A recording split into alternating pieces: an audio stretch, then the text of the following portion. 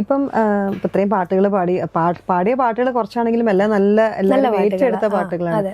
അപ്പൊ ഈ ഫാൻസ് ഒരുപാട് ഉണ്ടാവുമല്ലോ, അപ്പൊ അതിനൊക്കെ എങ്ങനെയാണ് അങ്ങനെ ഇന്ന പാട്ടിനെന്ന് പറഞ്ഞിട്ട് ഒരുപാട് ഫാൻസ് ഇല്ല. ആ സമയത്തുണ്ടായിരുന്നു മിന്നൽ മുരളിയുള്ള പാട്ട് ഇറങ്ങിയപ്പോ ഫുൾ ഇൻസ്റ്റഗ്രാം ഫേസ്ബുക്കിലൊക്കെ വൈറലായ പാട്ടുകളായിരുന്നു.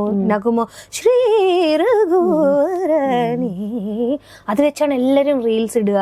അപ്പൊ അങ്ങനെയൊക്കെ കാണുമ്പോൾ നമ്മുടെ വോയിസ് ആണല്ലോ സങ്കടം അല്ല, സങ്കടമല്ല, സന്തോഷം. എനിക്ക് എന്താണാവോ പറ്റിയതറിയില്ല. അതെ, ഇപ്പൊ അങ്ങനെ എന്തെങ്കിലും ഒരു എന്താ പറയാ മറക്കാനാവാത്ത ഫാൻ മൊമെന്റ് അങ്ങനെ എന്തെങ്കിലും ഉണ്ടോ ഓർമ്മയില് എടുത്ത് പറയാൻ പറ്റുന്ന? മറക്കാനാവാത്ത ഫാന് മൊമെന്റ് ഈ അടുത്ത് എൻ്റെ അടുത്ത് ഒരു ചേട്ടൻ, ഞാൻ ബാംഗ്ലൂർ ഒരു ഷോ ചെയ്യാൻ വന്നപ്പോ അവര് മാംഗ്ലൂരുള്ള ആളാണ്. അപ്പൊ അവര് 2020 മുതലേ എനിക്ക് മെസ്സേജ് അയക്കുന്നുണ്ട്. പക്ഷെ നമുക്ക് ഇൻസ്റ്റാഗ്രാമിൽ കുറെ മെസ്സേജസ് ഉണ്ടാകുമ്പോൾ കാണാൻ പറ്റില്ല. ഒരുപാട് റിക്വസ്റ്റ് ഉണ്ടാകുമ്പോൾ എല്ലാത്തിനും റിപ്ലൈ ചെയ്യാനുള്ള ഒരു ടൈം ഉണ്ടാവില്ല.